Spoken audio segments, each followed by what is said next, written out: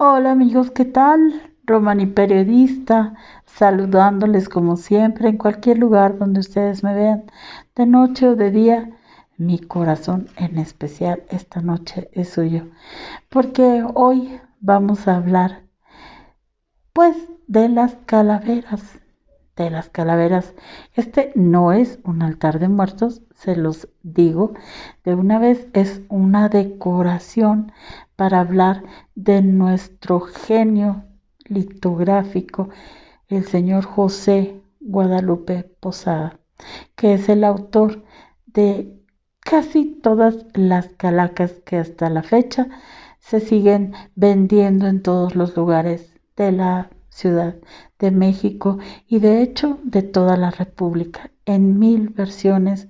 Todo esto se le debe al señor Posada, nuestro gran litógrafo, y de él quiero hoy platicarles la historia. Bueno, esta me la prestó mi nieta Mimi y me la quise poner para que ustedes sepan que todos los mexicanos, desde las escuelas, y miren que Mimi va prácticamente en los primeros años que se llamarían de kinder, son 3 años, se lleva en el segundo, ya se les enseña y se trata de conservar esta tradición. Y me gustó que ella me la pintara y me la prestó para este video. Siempre está presente de alguna forma ella y me dijo es de las dos. Y yo también le platiqué esta historia que a continuación les voy a platicar. Bueno, ya un poco libre. José Guadalupe Posada nació en Aguascalientes en el año de 1952. Él, desde pequeño, tuvo grandes dotes para la impresión. Sabiendo esto, a los 17 años más o menos, era uno de los impresores ya más reconocidos en su natal Aguascalientes.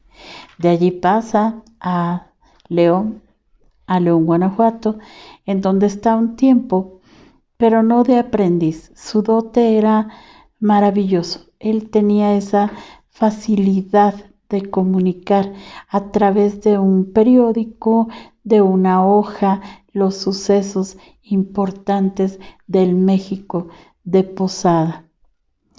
Así, hasta la fecha, su obra todavía no es cuantificable. Se calculan haber encontrado más de 20,000 entre pasquines, hojas, invitaciones, celebraciones, comentarios políticos, pero ¿él en qué momento visualiza las calaveras? Pues como sátira, como manera burlona, que ya esto trae un antecedente azteca y muy concretamente teotihuacano. En Teotihuacán nosotros tenemos el Paseo de los Muertos, que es unas pilas de calaveras hechas de diferentes materiales y que están formando una pared.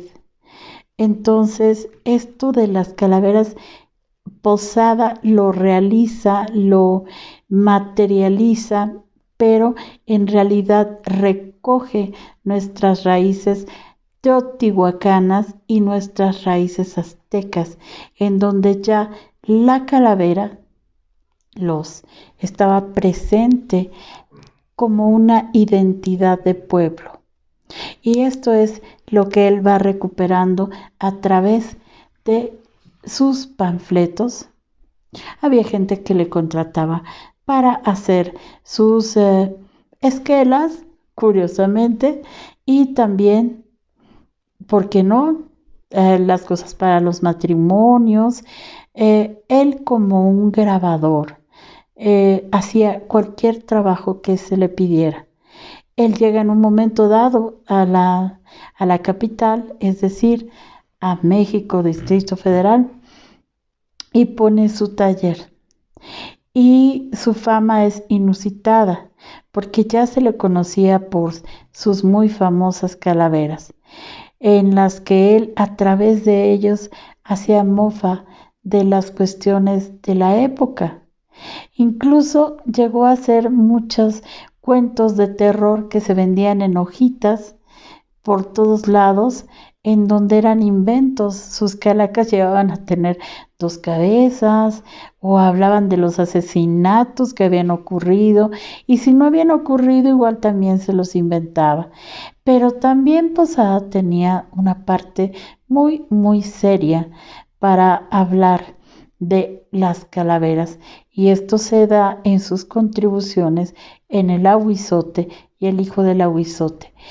Colaboraciones profundamente políticas en las que él desgaja a través de sus palabras, porque se habla mucho de cómo es sus actividades dentro de la litografía, dentro de lo que es el periodismo, como es El Hijo del Ahuizote, pero su prosa es selecta, es perfecta, y no hay que decir más de sus rimas y de sus versos, que van a dar origen a lo que ahora, aún ahora, conocemos como nuestras calacas, las calaveritas.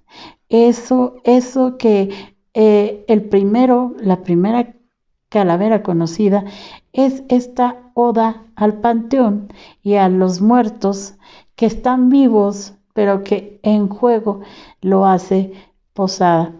Y lo hace precisamente en burla, en un sentido político muy fuerte respecto a los sistemas de clases en las que le tocó vivir, y clases a las que él no pertenecía, y por lo tanto él, al pertenecer al pueblo, pues da la voz del pueblo a través de estas calaveritas, como él le llama, que son primorosas rimas, burlescas a más no decir, en donde también se queja del gobierno y de toda la mala suerte o con la que están corriendo las clases populares o incluso las clases indígenas, que son sus principales consumidores.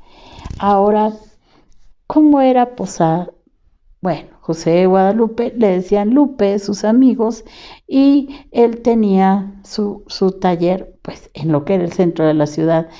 Y allí él también nunca se hizo autorretratos, solo se conocen eh, dos especies de pinturas, que alguien se las hizo, y una fotografía. Es todo lo que sabemos. Sabemos que era un hombre de complexión robusta, que era alto, pero que era un genio, sí. Que era ingenioso, sí. Que se le recuerda hasta la fecha y que se le estudia en las escuelas, y todavía se sigue buscando su obra y haciendo recopilaciones, porque fue nuestro máximo grabador. Y este es un homenaje a Posada, porque gracias a estas calaveras el mexicano ha tenido un sentido lúdico acerca de la muerte, un sentido irónico acerca de la muerte, que nos ha ayudado a comérnosla en azúcar, a comérnosla en miel, porque estas son miel, son diferentes mieles. Y nosotros, las calaveras, para nosotros las calaveras, vivimos y convivimos con ellas. Desde luego, en los vasos también está la calavera, quiero que la noten, por eso los puse. Estos van a ser los vasos que van a estar dentro de la pequeñísima ofrenda que voy a hacer. Y aquí está la calavera con sus ojos. Esta se llama calavera de Talavera. Y me gustó y la compré hace tiempo, porque todo esto no lo puede uno comprar de un día para otro porque verdaderamente uno se hace bolas. Entonces, esta calavera debe de prenderse justo el día primero para recibir al ánima que va a guiar a todas las demás en esta convivencia maravillosa que tenemos los mexicanos y que es una, pues una tradición única, eh, hasta donde yo sé, en el mundo, de que apreciamos, jugueteamos y esperamos a nuestros muertos. Volviendo a Posada, ya les platiqué cómo era él en sus fotografías. Era un hombre muy serio que trabajó para Vanegas en uno de los despachos más famosos e importantes en ese momento de grabador, donde uno podía contratar para diferentes cosas a Posada, pero él siempre tenía en su mente el estar editando constantemente, ya bien fueran las historias de terror, ya fuera el suceso político, ya fuera el suceso del momento que se había llegado el marqués fulano de tal, o sea, él estaba en todo, fue un gran periodista, fue una gran, eh, ¿qué les puedo decir? Dentro de los asuntos de cómo se imprimen las fotografías, porque él es impresor, las fotografías que se imprimen las hojitas, hay diferentes planchas.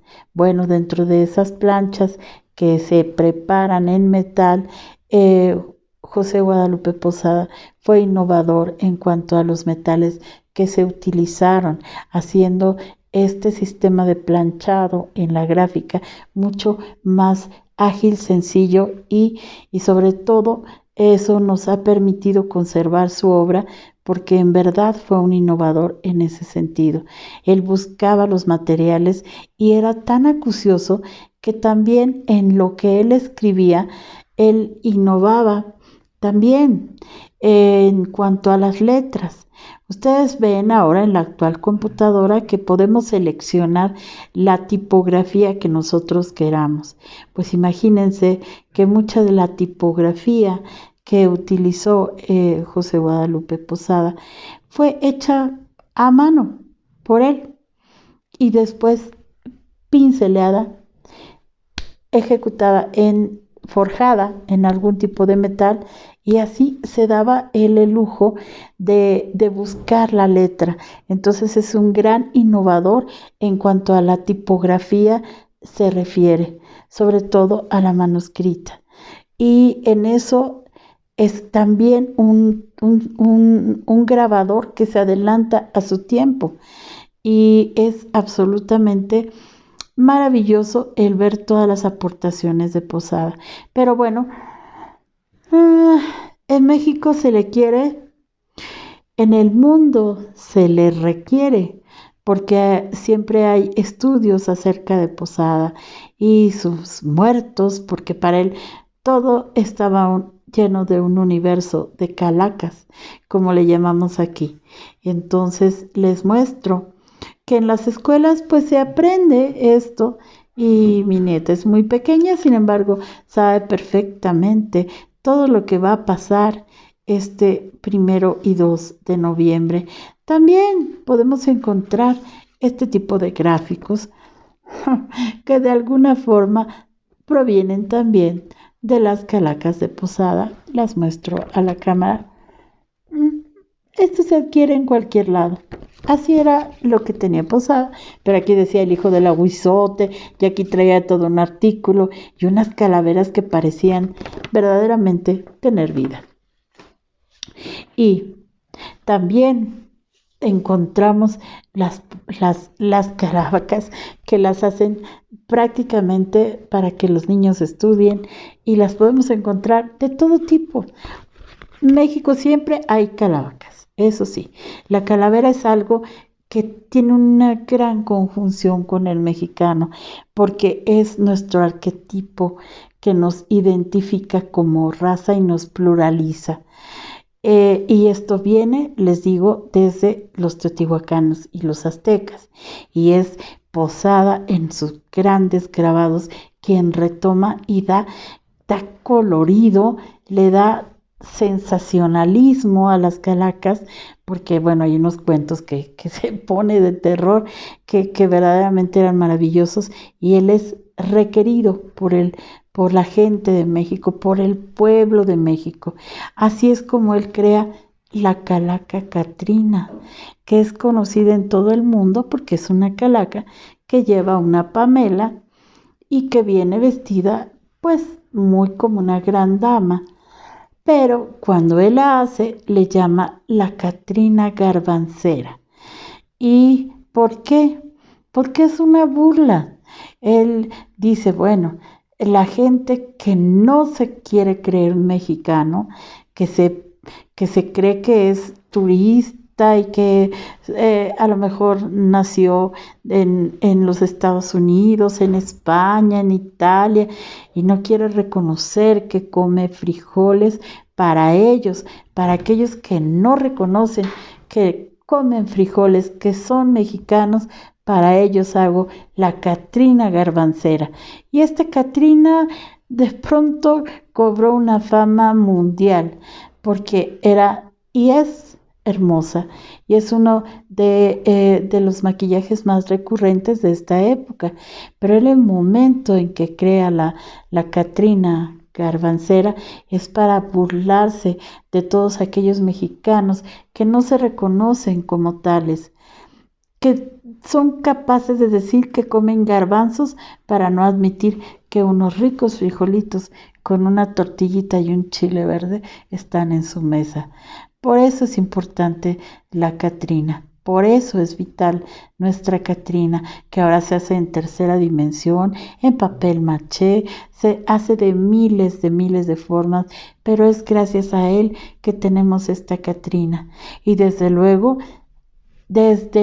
que hubo quien le hizo un aditamento muy especial a la Catrina. Le puso plumas a su pamela, a su sombrero, y ese fue, pues, ni más ni menos que el sapo, ¿verdad? Que en su pintura, una de sus pinturas más famosas, Paseo por la Alameda, Diego Rivera decide retocar esta calavera de José Guadalupe Posada y le pone unas plumas para adornarla más y para acentuar de manera contundente este rechazo de las clases populares hacia aquellos que siendo mexicanos reniegan de la nacionalidad mexicana. Y es Diego Rivera quien da este toque perfecto a la Catrina. Pero ¿qué hay de la vida de Posada? Ustedes saben que a mí me gusta mucho no solamente platicarles las obras, sino también su vida. Él nace en Aguascalientes, va por el mundo y se enamora. Se enamora profundamente de una mujer con la que se casa y tiene un hijo que se llama Juan y que se vuelve el amor de su vida. Un aspecto poco tocado y poco conocido de Posada es precisamente el gran amor que tenía hacia Juanito. Como a él le decían, a José Guadalupe le decían Lupe, pues porque así es el diminutivo de Guadalupe, ya seas hombre, seas mujer, le decían Don Lupe.